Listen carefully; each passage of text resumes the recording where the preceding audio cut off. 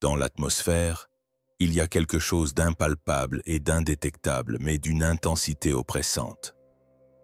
Curieusement, la plupart des gens ne semblent pas s'en préoccuper, ou peut-être préfèrent-ils l'ignorer. Nous nous déplaçons dans les rues en faisant semblant d'être des ombres de nous-mêmes, branchés sur l'électronique, absorbés par nos responsabilités, mais avec un sentiment croissant de vide à l'intérieur de nos poitrines. Quelque chose pourrit en nous, même si nous partageons des photos d'une vie quotidienne merveilleuse, si nous nous vantons de nos réalisations et si nous sourions aux événements. La paix n'a pas été apportée par le sentiment de liberté dans une société où nous sommes libres de consommer, de changer d'apparence, de vivre et même de réinventer qui nous sommes. Au contraire, la mélancolie s'est accentuée. Être toujours productif est devenu un fardeau. De nombreuses personnes sont terrifiées à l'idée de vivre une vie sans but, car nous sommes tellement habitués à avoir peur d'échouer. Le fléau de la solitude est devenu silencieux, un poids que tout le monde porte mais dont peu de gens se rendent compte. Autrefois rare, l'anxiété semble aujourd'hui être la norme. C'est une réalité silencieuse, cachée derrière le masque d'une société qui l'ignore. Ce n'est ni une mode passagère, ni une caractéristique de la vie contemporaine. Des enfants drogués qui peinent à se concentrer dès leur plus jeune âge. Des adultes qui ne peuvent pas passer quelques minutes sans s'inquiéter d'une nouvelle notification. Des couples qui partagent une vie mais qui s'éloignent affectivement en choisissant le calme de l'écran. Soudain, le voisin perd le contrôle. La femme qui en a assez de l'agitation et qui décide de rechercher la tranquillité à la campagne plutôt qu'en ville. Il s'agit d'indicateurs, pas d'incidents isolés. Ce sont les symptômes d'un système mentalement malade. Tout le monde est concerné par ce fait, sans exception. Les réseaux sociaux, le consumérisme effréné, la peur persistante d'oublier et la panique déguisée en disputes animées sont autant d'exemples d'une folie collective qui s'étend au-delà des murs de l'hôpital. Notre expérience est une tentative de compréhension d'un phénomène en développement plutôt qu'un simple débordement. Au cours des prochaines minutes, nous examinerons les strates de l'esprit collectif, remettrons en question les idées reçues et tenterons de comprendre comment nous avons été rendus fous sans le voir. Pourquoi en sommes-nous arrivés à cette conclusion? Existe-t-il un moyen de sortir de cette spirale? C'est encore plus important. Ce ne sera peut-être pas facile, mais ce sera peut-être le début d'une véritable transformation. Alors préparez-vous. Il existe une douleur indescriptible. Elle arrive discrètement, sans fanfare, mais avec une force sournoise. Rien n'est complet en vous. Même si vous vaquez à vos occupations quotidiennes, envoyez des messages, payez vos factures et faites des projets d'avenir. Un vide qui ne peut être comblé par la richesse, l'amour ou les faveurs. Bien que la racine de ce chagrin soit inconnue, il érode tout sur son passage. Ce vide est une composante de quelque chose de plus grand plutôt que quelque chose d'exclusif à l'individu. Il est le reflet de l'époque dans laquelle nous nous trouvons. Curieusement, la liberté, ce que nous appelons une conquête, est la source de ce vide. Comme l'a prévenu Erich Fromm dans son livre « Escape from Freedom », l'homme contemporain s'est libéré de l'autorité conventionnelle, mais cette libération l'a simplement laissé désorienté et isolé, l'empêtrant dans une mer d'incertitude et de peur, libéré des coutumes, des sociétés et des croyances qui donnaient autrefois un sens au monde. L'homme vit aujourd'hui dans un lieu où tout semble possible, mais où rien n'a vraiment d'importance. Bien que la modernité ait entraîné une fragmentation importante, elle promettait également un nouveau départ. Aujourd'hui, la liberté est un labyrinthe de décisions dénuées de sens. L'obsession de la performance, la recherche constante de la production et la consommation ont envahi nos vies en l'absence de fondements solides. Si l'on ne sait pas qui l'on est, on peut au moins faire étalage de ses biens ou de ses souffrances. C'est la douleur qui est devenue le nouvel argent. Ce n'est d'ailleurs pas un hasard. En supprimant les fondements de l'inconscient collectif, notamment la religion, les coutumes et le sentiment d'appartenance, nous sommes entrés dans une ère d'aliénation où les gens sont coupés de leur propre héritage. Selon le psychologue Carl Jung, l'homme moderne n'est pas conscient de la fragilité de sa raison et de son besoin des systèmes invisibles qui donnent un sens à la vie. Il rejoint une masse amorphe qui se contente de réagir et manque de réflexion en l'absence de ses fondements. C'est dans cet environnement d'incertitude et d'égarement que la psychose collective commence à se développer. L'ironie de la situation est évidente. Non seulement nous sommes plus proches que jamais, mais nous sommes aussi plus éloignés que jamais. Nous avons facilement accès à l'information, mais la sagesse est rare. Les options sont nombreuses, mais il n'y a pratiquement pas de direction. La spiritualité moderne est essentiellement basée sur des algorithmes. La plateforme Internet est devenue la nouvelle confession. Le reflet dans le miroir est la nouvelle image de l'autel. En outre, les gens ne mûrissent pas lorsque l'identité, la vérité et les valeurs sont trop nébuleuses. Elles se vaporisent. La destruction de notre âme fondamentale est le processus que nous vivons. Nous assistons à une métamorphose furtive et à la perte de l'esprit humain authentique. Le « moi » d'autrefois est remplacé par une personne fragile, désengagée, qui recherche désespérément l'approbation d'autrui. Le psychiatre Viktor Frankl a parlé de son point de vue sur l'état de l'humanité aujourd'hui, après avoir survécu à l'un des événements les plus horribles de l'histoire. Le vide que ressentent de nombreuses personnes est dû à un vide profond dans l'âme plutôt qu'à une agonie corporelle. L'être humain a besoin de sens, tout comme le corps a besoin de subsistance. La perte de ce sens se traduit par une maladie spirituelle. Les gens sont constamment à la recherche de l'épanouissement.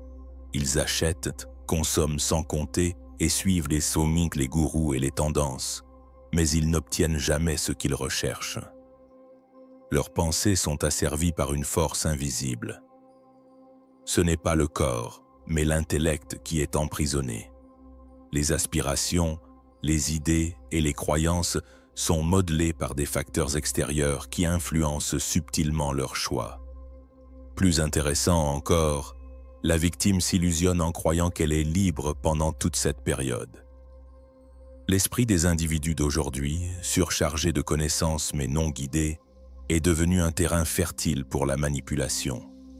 Non pas en menant des batailles, mais en utilisant des histoires bien planifiées, des images bien pensées, des phrases accrocheuses et des campagnes publicitaires. Edward Bernays, considéré comme le père des relations publiques, avait un point de vue particulier sur le sujet. Il estimait que l'un des aspects les plus importants du fonctionnement de la société contemporaine consistait à influencer les habitudes et les attitudes de la population en général. En outre, il y parvenait en s'appuyant sur une connaissance approfondie de la psychologie humaine plutôt que de manière naïve. Lorsque l'esprit humain est désorienté, il cherche à être guidé par quelqu'un ou quelque chose. En outre, quiconque contrôle les moyens par lesquels les masses sont influencées peut les diriger. Outre les secteurs des médias, de la politique et du marketing, cette idée a été adoptée par de nombreux régimes. George Orwell affirmait que celui qui contrôle le présent contrôle aussi l'histoire, et que le contrôle du passé garantit le contrôle de l'avenir. Avec sa vision futuriste, Aldous Huxley a cependant perçu une réalité plus pernicieuse. Imaginez que le plaisir, plutôt que la souffrance, impose le contrôle. Et si les gens étaient conditionnés par un flot ininterrompu de loisirs et de distractions plutôt que par des limitations? C'est précisément ce que nous vivons actuellement. La distraction est une arme d'autorité. Lorsque l'esprit est déjà asservi à de courtes vidéos, à des informations superficielles et à des satisfactions immédiates, il n'est pas nécessaire d'emprisonner les corps. Le monde numérique apparemment désorganisé et sans intérêt dans lequel nous vivons est en fait une machine à conditionner intelligemment construite. Le flux de données et la curation algorithmique sont destinés à renforcer les vices de la psyché humaine. Examinez les applications que nous utilisons. Les notifications, les mentions « j'aime » et le défilement sans fin ont pour but d'instiller un désir incessant de retour d'informations. C'est de la science comportementale, et ce n'est pas un hasard. Les méthodes utilisées pour exploiter nos faiblesses psychologiques les plus profondes ont été rendues publiques par Tristan Harris, ancien concepteur de Google. Le pont qui reliait historiquement l'esprit et la réalité, le langage, a lui aussi été supplanté. Aujourd'hui, les mots servent de réseau qui influencent notre perception du monde extérieur. Changer la langue d'une société modifie sa perception du monde. Le terme « novilingua », inventé par Orwell, désigne une mutation de la langue qui va au-delà d'un simple changement de lexique. Réprimer la contestation et étouffer la richesse de la pensée sont les objectifs de cette distorsion. Elle se traduit aujourd'hui par la division des idées essentielles à notre compréhension du monde, le contrôle de ce que l'on peut ou ne peut pas dire, et la substitution d'euphémismes à la terminologie courante, qui se font passer pour des croyances. Et comment cela affecte-t-il les gens?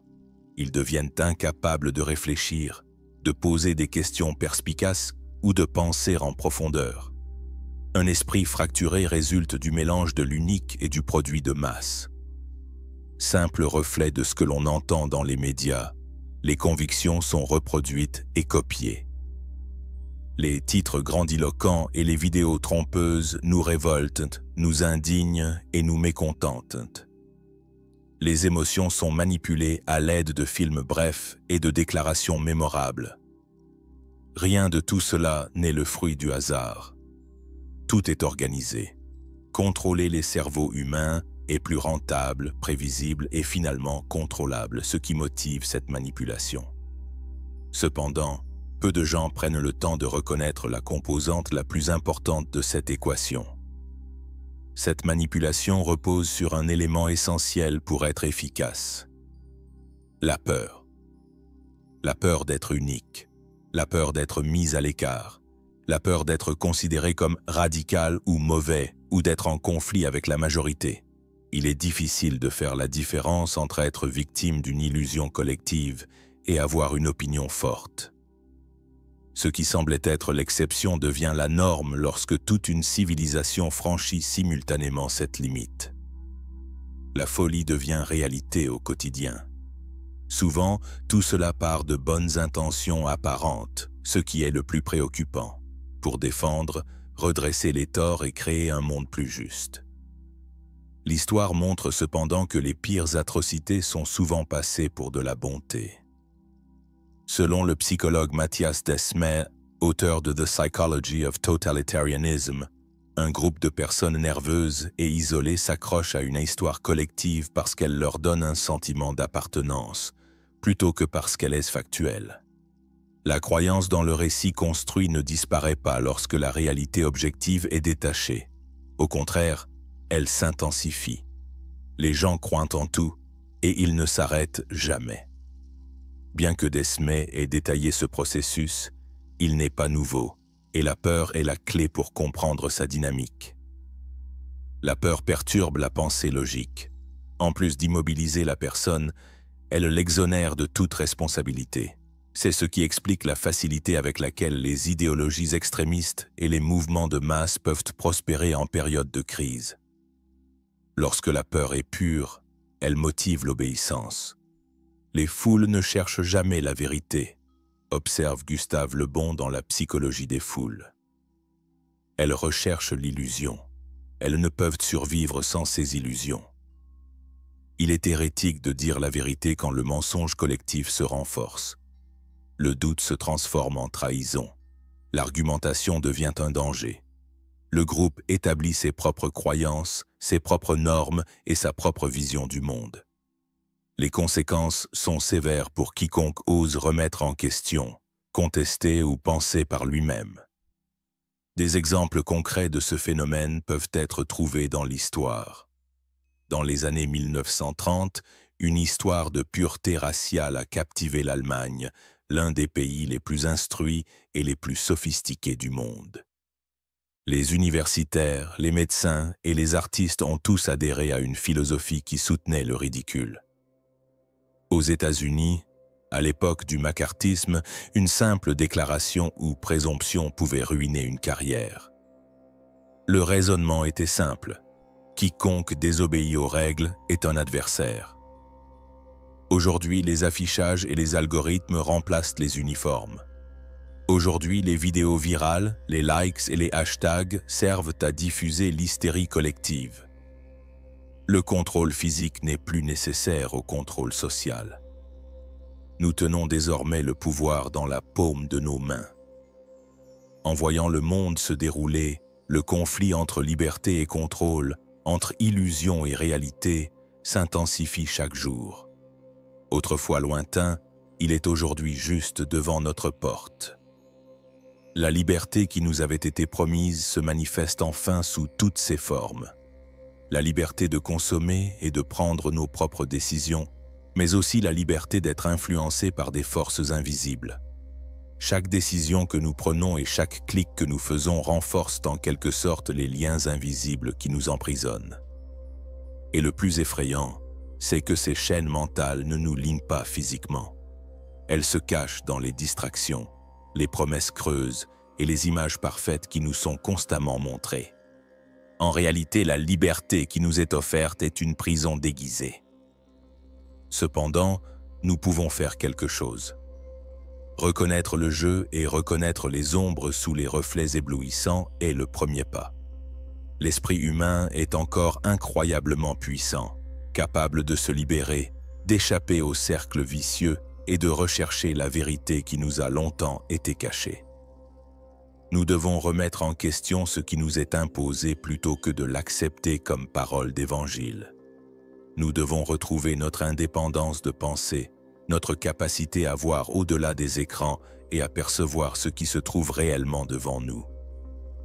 Au lieu de lutter contre des forces extérieures, nous devons nous battre contre la fragilité de notre propre cerveau et les concepts qui nous retiennent captifs et déterminent notre destin. Un réveil de cette illusion est envisageable. Les manipulateurs et ceux qui veulent nous maintenir dans l'aveuglement n'auront plus leur place lorsque nous nous réveillerons. L'éveil est un droit, pas seulement un besoin, un droit à la liberté totale. Le temps du changement est venu. Face à l'obscurité, chaque pensée interrogative et chaque acte de résistance est une petite flamme. Nous ne pouvons plus attendre de réponses extérieures. La réponse est en nous. Elle ne demande qu'à être découverte. Le simple choix de voir la vérité, aussi difficile soit-elle, est le premier pas sur le chemin intérieur qui mène à la libération. Après cela, nous serons pleinement libres.